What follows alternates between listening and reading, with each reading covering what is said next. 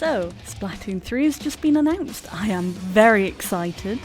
If you're anything like me, I'm always thinking about what features I want to see in the next iteration of a game. So I've been thinking about a lot of this for a very long time. So here's just a couple of things that I want to see in Splatoon 3.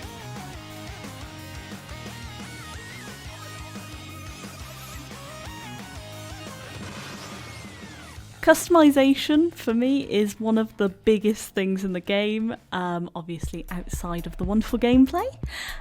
Expressing your style, being fresh. I think it's something that Nintendo recognised really early on with this game, with them increasing the customization options for your character and your gear, but I think they can go even further on this one.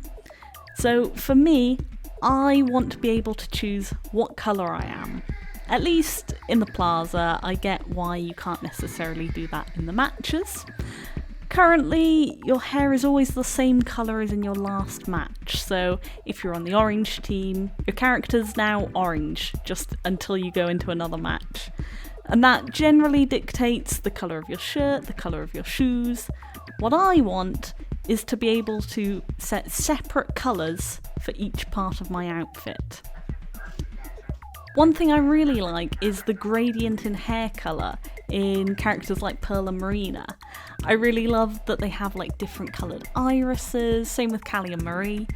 So maybe that's the kind of feature we could unlock, having two different tones of hair on our characters, or even different patterns for the colour of hair that you have. There's a couple of ways they could implement this. We could maybe do it just in the same way we do with eye colour, where you can just change it on the fly whenever. But I think it would be really good to do this as a reward for when you play. So my idea is using squeegees. You might remember these little friends from when you played in the previous games. I think you only see them in the single player mode, which is really sad. But they swim around, they suck up all your ink and they go squeak, squeak, squeak. So when you've played a match of orange ink, based on how much you've painted on the field, the squeegee swims around, collects up all your ink, and then maybe it's stored in a container and sent off to somewhere in the plaza. Maybe we've got a character like Sheldon has modded an aero spray to repaint all your clothes, or maybe Flo comes back and she's just really into tie-dye now. You can use the ink you've collected to dye your clothes, dye your shoes, your hair, whatever, and then you can just make your character super stylish, super distinctive. So if you're also thinking what I'm thinking, then yes, that does mean we can finally keep all the crazy colours from the Splatfest that we don't usually see. So that gives you an incentive to play more matches, collect more of that special colour of ink or the colour that you want, and, you know, maybe it gives you a bit of bragging rights if your character has a really cool colour that doesn't come around very often.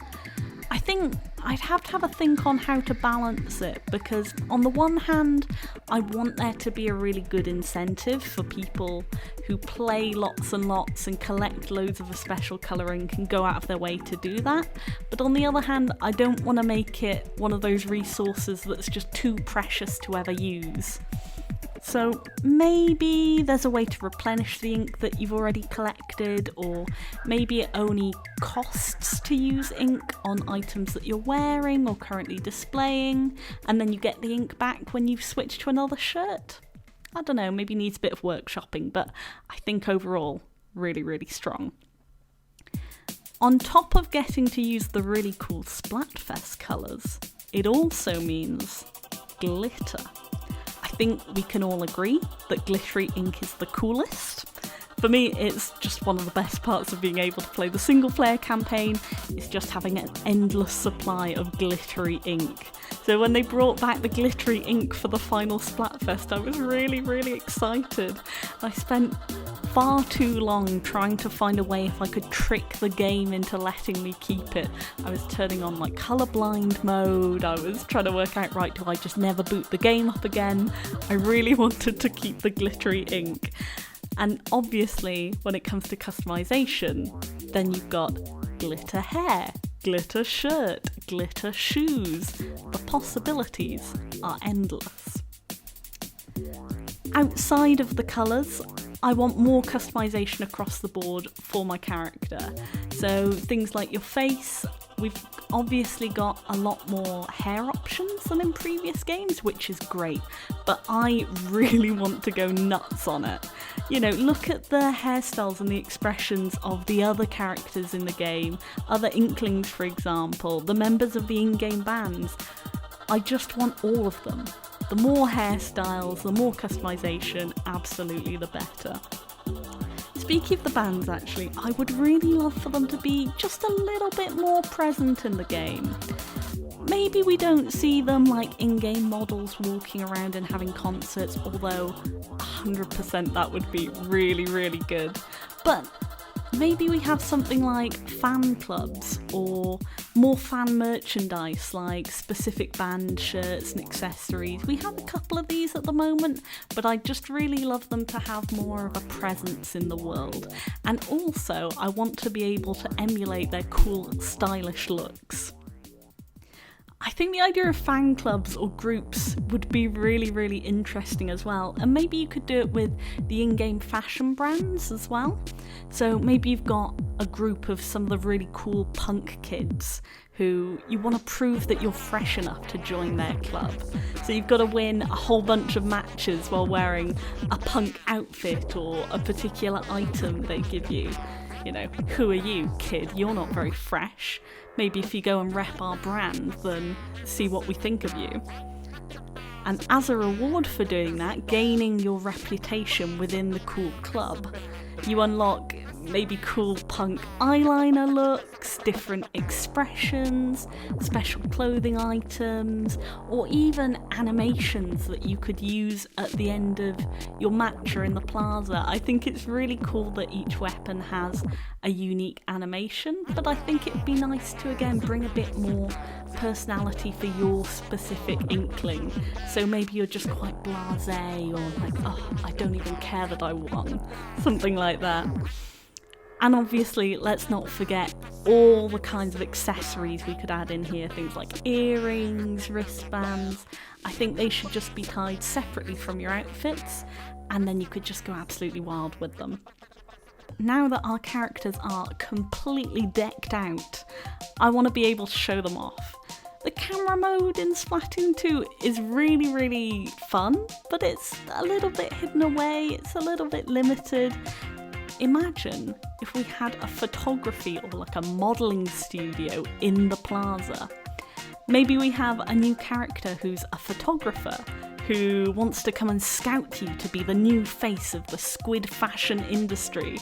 Maybe you take modelling gigs, you wear particular brands to get exclusive gear or rewards, or maybe just to take photos of yourself for fun and to build up your portfolio. I think it'd be really cool if we could post these in the game, similar to how we post graffiti, but instead of appearing on the walls, they appear on the big advertising boards, like an advertising campaign, and other people can give them likes similarly to the graffiti, just based on how fresh your outfit looks. Last but not least, now we have all these sweet outfits, our special items, our weapons, our posters, where are we going to put them all? We can't wear all of our cool stuff all the time, so what we're going to need is our own apartment. And you're thinking, this feels really familiar, I'm sure there's been something to do with an apartment in Splatoon. Well, you're right, because they teased it in Splatoon 1. So, when you've got your own room, you can maybe save some of your favourite custom outfits, you can put them on display to show all your friends, it's somewhere to put all of your cute Zapfish plushies, and maybe other toys of characters you've collected by playing the game, or getting high scores at certain mini-games. As a side note, we need to bring back Squid Jump in between matches, I miss it so much. You can cover your walls in the sweet band posters, stickers, maybe like decorations from the different Splatfests, that kind of thing. You could even get like little charms and replicas of your weapons that you unlock having used a weapon a certain amount of time, or painted lots of ink with it, or maybe even like number of kills, stuff like that. There's just loads of things you could keep track of to give you little rewards as you play. And obviously, somewhere to listen to all the great music in the game. Personally, I also think it would be really, really cool to be able to set a playlist for you to play when you go into matches, so you can choose what music you listen to. But either way, I think having a music player in your room would be really, really fun.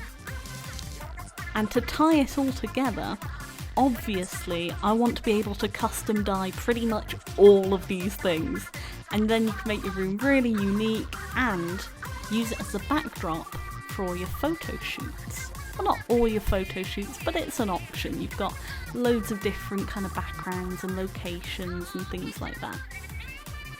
So, those are just some of my thoughts on Splatoon 3. Hopefully it's a little bit different from some of the other videos that you might have seen out there. What do you think? Is there anything major you think I've really missed? Would you like to see me do more videos discussing Splatoon or maybe other games? I've got a lot of thoughts on Animal Crossing. Let me know. Leave a like, leave a comment, maybe subscribe if you want to see more.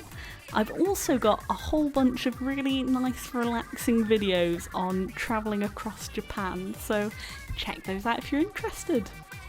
Thanks, have a good day.